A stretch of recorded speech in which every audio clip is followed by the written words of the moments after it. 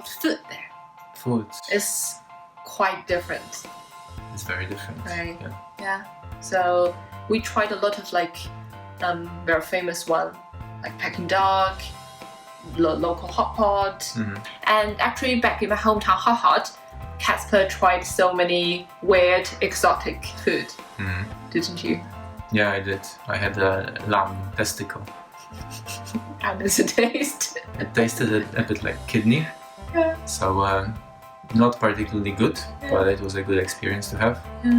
Yeah, I think because Hohhot is somewhere in the north part of China, so we have quite huge grassland where we can raise like lamb, cow, like all those animals. So like I think in that meal we had a lot of roasted lamb chops and like a lot of food. And do you remember we tried the savory milk tea? The that one in the big bowl boiling there. Do you like it? I was growing up in that city for like 18 years. I never really, not a fan. No, not a fan. No. You? No, not really. But you quite like the instant one we brought back. It's different. So what goes in that tea? I forgot. So basically, just there's one kind of like black tea. They use that kind, the quite local one. They boil that first, and then just add milk and a pinch of salt. Yeah, that's quite natural. There's some beef as well. Oh yeah, so that's kind of like the next level. So if you wanted to make it luxurious, so you can add some like those fried dried rice, and the tiny one quite like millet. And then maybe some beef jerkies and like some butter on top of just add them to melt it. Tea with butter. Yeah, it's quite like bullet coffee, isn't it? Maybe that's how bullet coffee is like created. Yeah, so that's only part of the food. And how do you like all those like street food? In general, street food that's a whole different thing than in Europe. There's a lot of very good and really cheap street food in China. Yeah, I think just in general, if we have like £5, we can probably just pay for a whole day's meal with like balanced nutrition and quite some proper food to have back in China. Yeah, quite healthy as well. Yeah, I found that the food there tends to be healthy with a lot of vegetables and also a lot of flavors and a lot of variety. And like in different regions of China, right? It's just a huge country, so there's a lot of variety in the regional cuisines. So, like, how would you rate the food in China out of 10? Oh, like 20. Oh, that's nice. Oh, and about food, do you remember we actually cooked some food at home? Some quite native ones. And you tried chicken's feet, chicken's neck, and all those little like body parts. Yeah, those are the things that you can barely find it here, right? Yeah, exactly. Yeah. In China, you tend to eat a lot more parts of an animal than here in the West. So yeah, chicken's feet. What else? Like bull's penis, lamb testicle. Yeah, cow's stomach lining. All this kind of stuff. Tasty. Yeah.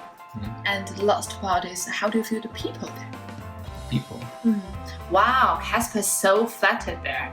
There's like so many people asking, oh, can I take a picture with you? Oh, you're like so good. Oh, you're so handsome. Can I take a photo with you? I've never seen people like you. It's like, wow, Kacper's very flattered there.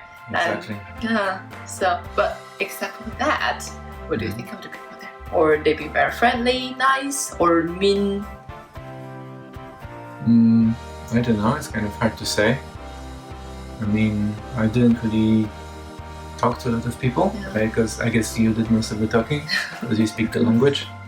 Like when we were buying tickets and whatever. But I did leave you to order the food one time, right? Yeah. Well, I managed to order it by pointing at the menu. This and that. But now you know how to say that, right? What's this? What's this in Chinese? 这是什么? That? 那是那个 Yeah, the people seem very nice, very friendly and welcoming. So yeah. And you actually met my parents there, right? I did. And how do you feel like the family relation in China? Because apparently you met my parents, of course, and my mom's brother and sister, and just basically my grandparents. And you can see all those Chinese families are very close to each other. Yeah. It's just like the siblings are very close to each other, but it's quite different here as well, I think. Right? Yeah. So, yeah, I think that in Chinese culture, the family is much more important than here. I guess here in the West, it's more of this. Individual. Yeah, there's this individualism that makes people, do their own thing. But in China, families tend to stick together. So, it's a generalization, but, from what I've seen, like children tend to want to stay with their parents. Whole families, meet up very often for eating and going to the fair. So, and I feel that it's a very good thing. I feel like it's a sense of community that we kind of gave up on in the Western world. If you have a sibling, do you want to get close to them, just as Chinese people do? I don't have a sibling, so I don't know. Well, it's just an assumption. Of course I would. Of course I would. So how would you rate the people in China out of 10? 12. 12. Or what's your... Also the people there is less good than the food there, because your food you rate 20. Well, now when you pointed out, it's the people who prepare the food, so it should be higher, right? Let's give it 21. Okay. Not as high as buildings, because the buildings are very tall. Oh. Okay. I would take that. Okay. So is there anything you noticed in China and you would mention? The train stations, the airports, the government buildings near the Forbidden City, that's the government district.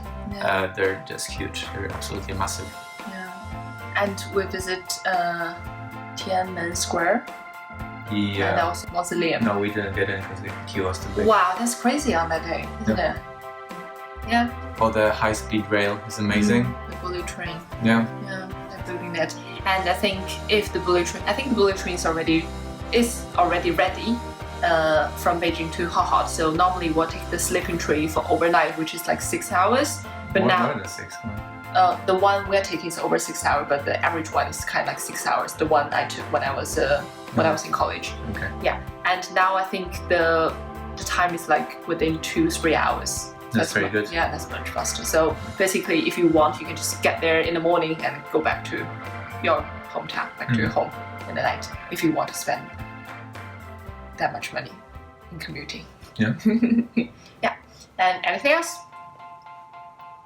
Tianjin was really interesting. Oh yeah. Yeah, because we went to this Italian district. Probably we went to Italian restaurant in China. Yeah. But the pizza they prepared is very good. Yeah, it was pretty good. Yeah.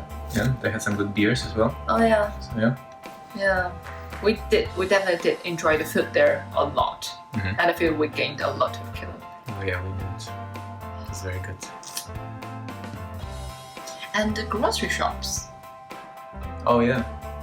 The supermarkets are very big. Convenient. It's literally you can find one like every 1 minute's walk maybe. Yeah. I remember isn't Kacper the biggest supermarket we've been to? Kacper. Oh yeah, I think in China it's basically like that. The Kacper is like the Tesco superstore here. Yeah. It's even bigger, and you can probably find it like every few kilometers away. Yeah. So that was really really cool because they have a lot of cool weird stuff. Yeah. We even got and we also got the instant Hohhot. Oh yeah. Do you remember that? That's convenient and we quite like it. How long did you stay there? For 2 weeks? 2 weeks. Yeah. Too short. Yeah. And hopefully we could visit China soon after this COVID-19 situation. Yep.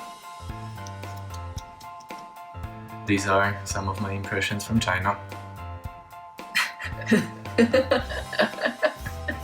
Bye bye. I'll see you next time. Bye.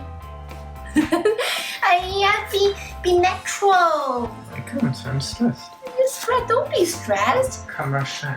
你别晒呀，别晒。哎呦，我很害羞。你不要害羞，我害羞。别害羞。不要，别害羞。哎，别害羞。哦，别 sleep。